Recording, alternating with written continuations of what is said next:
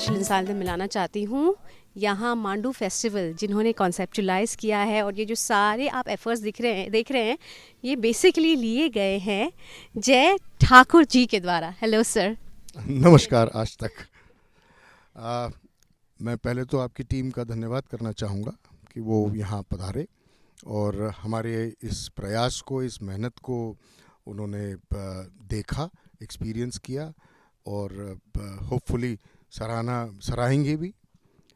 Absolutely sir, मेरे तो मतलब 2-3 दिन मुझे यहाँ कम लग रहे हैं बिकॉज इतनी अच्छी जगह है और इतनी सारी चीज़ें हम एक्सप्लोर कर रहे हैं। इनफैक्ट कई सारी चीज़ें तो रह भी जा रही हैं। आप बताइए कि क्या आपका मकसद था जब आपने ये जो पूरा आपका एफर्ट जो आपने लिया है उसके पीछे मकसद क्या था और what was your intention while you conceptualised it and when actually you put it out here for people? So something that I have to first clarify that of course we curated the concept, but this concept has been done with an agenda. The agenda is completely owned and promoted by the Madhya Pradesh tourism. So ये मध्य प्रदेश सरकार का मैं कहूँगा बड़ा ही एक अच्छा प्रयास है और एक जगह जहाँ पे पहले फेस्टिवल्स हुआ करते थे जो बड़े एक यूनिडायमेंशनल होते थे, उस फेस्टिवल को हम लोग ने अपने आइडियाज़ के साथ में मल्टी डायमेंशनल बनाया है। और जैसा कि मांडू के लिए हम अपनी टैगलाइन में यूज़ करते हैं कि आप आइए, खोजने में खो जाइए, तो यहाँ इतना कुछ, जैसे आपने अभी कहा कि इतना कुछ करने को है, तो यहाँ एक्चुअली आप खोजने में खो जाएंगे, क्योंकि अगर आप खोते हैं तो आपको वक्त का भी पता नहीं चलता। इसलिए हम जब बात करते हैं तो हम हमेशा मांडू के लिए बात करते हैं, here the week is of 8 days, not 7 days. So that is how that feeling is what we want to portray, कि जो यहाँ आए वो हमेशा एक दिन अपना कम से कम बढ़ा के जाए, यही प्रयास है। वाओ, यस, आई थिंक जैसे कि सर आपने बोला आपका जो इंटेंशन या जो आप चाहते हैं कि लोग यहाँ जितने दिन का प्लान करके आए उन्हें उनका एक दिन बढ़ना ही चाहिए। And I am telling you कि मुझे तो यहाँ से वापस जाने का मन ही नहीं हो रहा है। एंड इतनी सारी चीज़ें देखी यहाँ। तो सर आप बताइए कितने दिन का ये जो पूरा आपका एफर्ट है, यहाँ अभी आज तो हम टेंट सिटी में वॉक ले रहे हैं, तो ये पूरा सेटअप करने में कितना टाइम लगा आपको? कुछ चीज़ों के जब वो होती हैं तो आप ऊपर वाले को धन्यवाद भी करते हो और उसके सहारे को आप मानते भी हो। तो ये पूरा प्रयास जो आप देख रहे हैं ये 8 दिन का प्रयास है। आप यहाँ इस 50 टेंट से लेके पूरे concert area, food district, art district, entire curation, anything that you see that has come out of the idea board or the manuscript of this festival has been done and achieved in 8 days. So that's a big achievement that we say, that we feel that from an organization perspective or from the government perspective that we have been able to put this together, because ये festival actually इसको प्रवासी भारतीय दिवस क्योंकि इंदौर में हो रहा था तो उसके साथ इसको क्लब करने के लिए ये डेट्स का चेंज किया गया और इस डेट्स को इससे मैच किया गया। करेक्ट। तो मेरा नेक्स्ट सवाल यही होने वाला था कि which year of the festival is this, because मैंने ये सुना था कि इसके पहले this is the 4th year, तो मैंने ये सुना था कि इसके पहले मतलब न्यू ईयर्स भी लोग यहाँ आके सेलिब्रेट कर सकते हैं। प्राइमरीली हमेशा इस फेस्टिवल जब पहले साल हुआ था तो क्रिसमस से न्यू ईयर, तो वही इसका टाइम था, क्योंकि मांडू में मांडू क्या मैं बोलूँ आपको, इंदौर या धार या उज्जैन या जो भी पास के बड़े शहर या छोटे शहर हैं वहाँ सब जगह सब लोग आज की तारीख में छुट्टियाँ जाना चाहते हैं, इस पीरियड में कहीं कहीं एक्सपीरियंसेस लेना चाहते हैं, तो वो सब के लिए मांडू एक बड़ा स्ट्रैटेजिक लोकेशन है और जहाँ इंटरेस्टिंग बहुत कुछ है। और साथ में अगर ये चीज़ें डाल दी जाएँ जो हम इस फेस्टिवल के ज़रिए क्रिएट करते हैं तो आप सोचिए कि फिर तो एक्चुअली हिंदुस्तान उभरना चाहिए, उस तरीके का प्रयास है। That's right. और सर एक और इम्पॉर्टेंट चीज़ मैं आपसे पूछना चाहूँगी, मांडू के जो रेसिडेंट्स हैं, जो लोकलाइट्स हैं, उन लोगों का क्या रिस्पांस है इस सारे इनिशिएटिव को लेके या इस फेस्टिवल को, या जो इंटायर एमपी टूरिज्म का जो ये एफर्ट है इसको लेकर, what is exactly the contribution और for that matter what is their reaction of towards this? Their reaction is always very positive. They are very participative from a perspective that यहाँ का जो ट्रेड कम्युनिटी है वो या जो यहाँ की टेंटिंग कम्युनिटी है या यहाँ के जो फूड कम्युनिटी है, या यहाँ के बच्चे भी हैं, उन सबको हम प्रयास करते हैं कि इसमें शामिल किया जाए।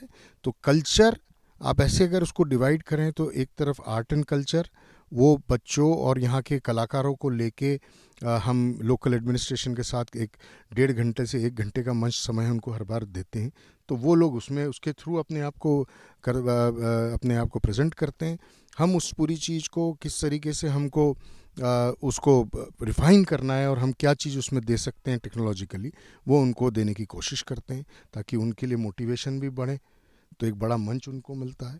दूसरी तरफ जब ये फेस्टिवल होता है तो बहुत सारे लेबर मैं कहूँगा उस कैटेगरी से लेके आपके एक चाय वाला या इमली की जो एक दुकान लगाता है वहाँ से लेके आपके जितने यहाँ के छोटे छोटे रेस्टोरेंट्स हैं या जो भी इस तरीके के चाय नाश्ता बेचते हैं, वो सबको हम इन्वॉल्व करके, हमारी पूरी टीमें जो बाहर से भी आती हैं वो भी सब यहीं पे खाती पीती हैं, तो एक इकोनॉमी को तो बूस्ट मिलता ही है।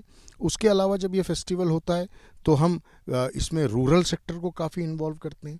तो जब रूरल सेक्टर को इन्वॉल्व करने की कोशिश करते हैं तो हम इसकी शोकेसिंग के थ्रू इन्वॉल्व करते हैं, क्योंकि वो ऐसी चीज़ तो है नहीं कि आप उसको एक दिन में बदल सकते हैं।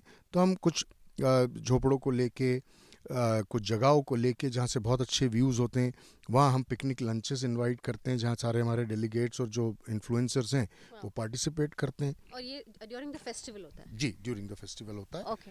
तो अब उसके अलावा जब यहाँ टूरिस्ट बढ़ता है, क्योंकि नॉर्मली अगर यहाँ एक वीकडेज पे कुछ 100-200 टूरिस्ट होता है और वो वीकेंड्स पे 1000 पे बदलता है, तो यहाँ इस फेस्टिवल के पीरियड में वो ओवरऑल जो इनकमिंग ट्रैफिक है वो करीब 2,500 से 4,000 के बीच में चला जाता है। तो अब वो अगर आदमी आएगा तो खाली फेस्टिवल के उन 2 घंटों के लिए तो आएगा नहीं, या वो हमारे कॉन्सर्ट के लिए आएगा नहीं, वो आता है सुबह से शाम तक टाइम बिताता है।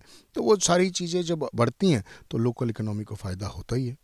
अब बाकी प्रयास ये है कि धीरे धीरे जब ये फेस्टिवल्स अपने आप में इंडिपेंडेंट हो जाएं, जब हमारे जैसी एजेंसीज़ की ज़रूरत शायद ना पड़े या एजेंसी की ज़रूरत भी पड़े या सरकार का भी इंटरवेंशन न लगे, तो कुछ चीज़ें ऐसी हैं जो यहीं के लोग धीरे धीरे उससे इंस्पायर होकर, उससे कोई चीज़ सीख के वही लोग इसमें पार्टिसिपेटिव हो जाएं। अगर वो पार्टिसिपेटिव हो जाएंगे तो फिर चीज़ें ऑटो में चलने लग जाएगी। एब्सोल्युटली सर, देखिए शुरुआत बहुत ज़रूरी होती है, and I think MP tourism के साथ साथ मिलकर आपने शुरुआत तो कर ही दी है। एंड हम सब लोग भी यहाँ आकर यहाँ इस जगह के एक्सपीरियंस ले रहे हैं, इसके बारे में इतनी सारी, ऑनेस्टली इतनी सारी चीज़ें हैं यहाँ पे, तो दिन तो वाकई में बहुत कम है। मैं आप सब लोगों से रिक्वेस्ट करूँगी कि आप लोग डेफिनेटली अपने नेक्स्ट हॉलीडे, अच्छा एक चीज़ और कि ये अभी जो टेंट सिटी है जो बना है यहाँ पे, ये अब कितने और दिनों के लिए है फेस्टिवल के बाद? आज मांडू की सबसे बड़ी वीकनेस रही है, वहाँ क्वालिटी हॉस्पिटैलिटी अवेलेबल नहीं है। तो सरकार का जो सबसे बड़ा मैं बोलूँगा कि बड़ा एक डायनामिक और बड़ा ही स्ट्रॉन्ग फ्रेश इनिशिएटिव है, वो इनिशिएटिव ये है कि इस फेस्टिवल में जो एक्टिविटीज़ हो रही हैं उसमें से जो एक्टिविटीज़ रेगुलरली हो सकती हैं इंक्लूडिंग हॉस्पिटैलिटी, उसको 3 महीने के लिए कंटिन्यू करा जाएगा। उससे क्या होगा कि जो भी गैप है उस गैप को फिल करेंगे।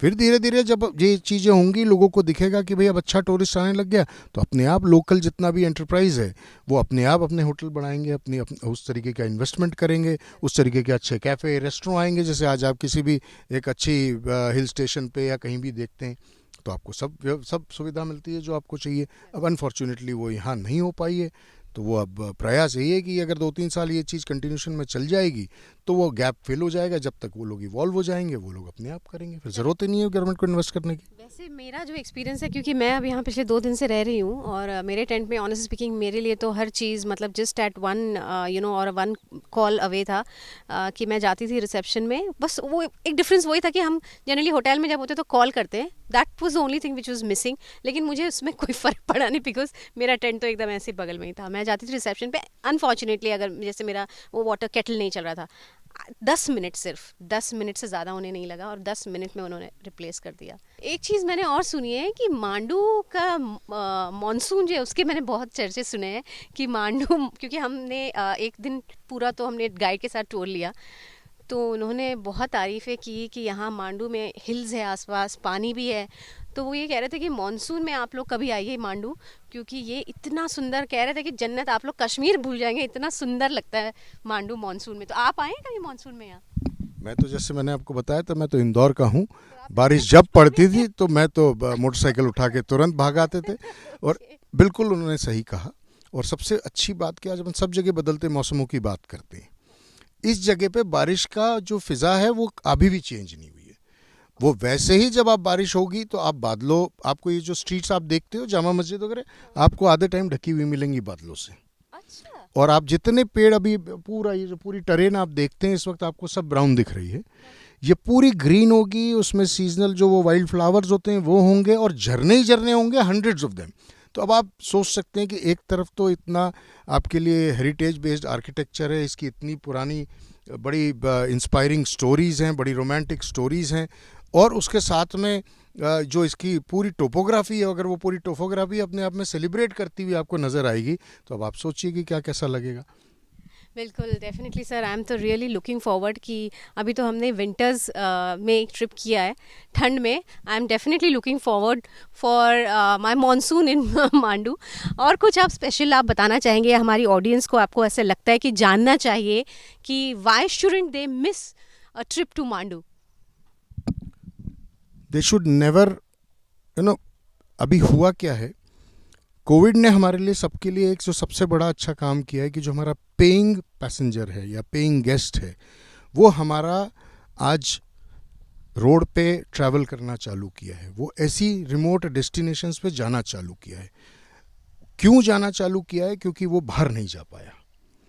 आज आपके चैनल के थ्रू या आप लोग की आंखों के थ्रू, आपकी लेखी के थ्रू, ये सबसे इम्पॉर्टेंट है कि ये जो हमने जो एक एक्सपीरियंस यहाँ क्रिएट किया है, जब ये आप शोकेस करेंगे तो आज उनके पास साधन की कमी नहीं है, उनके पास पैसे की कमी नहीं है, तो उनको तो आज यहाँ जब इस फेस्टिवल में आएँ या उसके बाद आएँ या जब भी आना चाहें, जिसको अपना है कि भाई किसी को खाली सोलेस चाहिए तो वो फेस्टिवल के बाद आए, किसी को साथ में मस्ती मज़ा चाहिए तो फेस्टिवल में आए।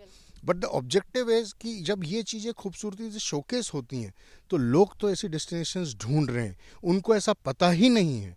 तो I think education is the most important thing. अगर ये हो जाए तो फिर आप देखिए, क्योंकि लोग तो निकलना चाहते हैं और निकल ही रहे हैं। यस, बिल्कुल, मुझे तो ऐसा लगता है कि हमारे इंडिया में ही इतनी सारी चीज़ें हैं अभी भी एक्सप्लोर करने के लिए कि मुझे लगता है कि हमें तो बाहर जाने की ज़रूरत ही नहीं है। Here itself it's so beautiful. I think one should really plan and ये मुझे लगता है कि अब क्योंकि वेकेशन, जैसे कि सर ने बोला, ये सब चीज़ें स्पेशली आफ्टर कोविड लोगों के आई थिंक लाइफ में vacation has taken like a big part. लोगों ने आजकल स्टार्ट कर दिया है कि रिजुवेट करने के लिए। कई बार आजकल लोग, specially the kind of hustle we go through living in metros और living in big cities and there so much of competition out there, तो जो हसल होता है उसे थोड़ा सा ब्रेक लेने के लोग कई बार ये सोचते हैं कि चलो 2 दिन 3 दिन है ना, ऐसा कोई हम गेट अवे करके आए। बिल्कुल आपने ठीक कहा, क्योंकि देखिए आज की तारीख में जब आदमी गेट अवे की बात सोचता है तो हर आदमी के लिए संभव नहीं होता कि वो हफ्ता दिन, 10 दिन, 15 दिन निकल जाए।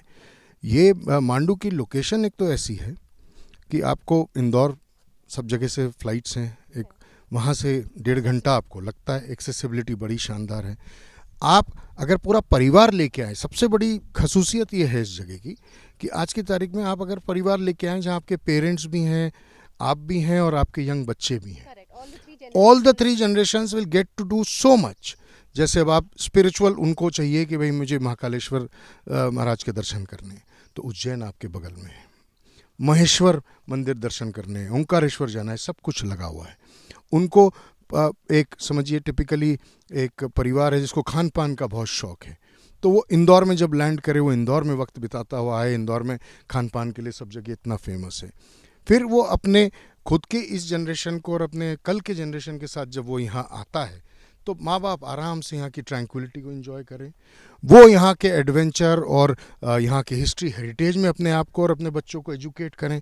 और एडवेंचर से अगर वो रिलेट करते हैं तो फिर उनके लिए यहाँ जो ट्रैक्स और ट्रेल्स और बाकी एडवेंचर एक्टिविटीज़ करी गई हैं वो सब हैं। तो एक जगह पे इतना सब समागम आपको नहीं मिलेगा। मांडू की सबसे बड़ी खासियत यह है, मैं नहीं समझता हिंदुस्तान में कोई भी ऐसी जगह है जहाँ एक तरफ डायनासोर के फॉसिल्स भी हैं और दूसरी तरफ इतना बड़ा आर्किटेक्चरल मार्वल है।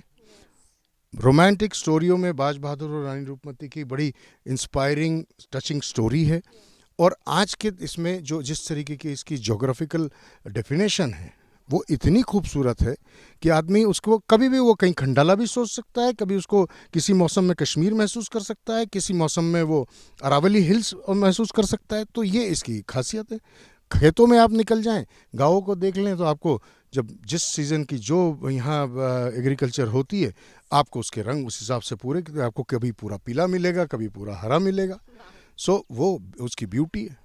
That's right. एंड उससे मुझे याद है कि मैंने कल ही यहाँ पे रूरल लंच जो किया था, वो खेतों में चने जो हरे पूरा वाले हरा चने, हरा यस, चना वो था हरे चने की खेत थी। और हमने वहीं पे जो खाना खाया, वो जो हरे चने की सब्जी थी, उसी की सब्जी, यस, चटनी जो थी। टेबल हम इसलिए फार्म टू तो टेबल, करेक्ट। इस मैं ये मिस कर गया कहना, इस टेंट सिटी में भी जो खाना है, वो खाना जो इंडियन खाना है, वो हमेशा फार्म टू टेबल ही होगा। Farm to table, wow. तो एवरीथिंग यार, डेफिनेटली वो फ्रेश टेस्ट और वो जो पूरा माहौल है, ये मुझे लगता है ये experience, this is actually an experience. और सनसेट आप देखिए, इसके सनराइज और सनसेट, अभी यहीं अगर हम 15 मिनट बाद आएंगे, आप ये पूरा आसमान इतना रंगीन और इतना सुंदर पाएंगे कि आप, और इनफैक्ट ये आपको देखना चाहिए।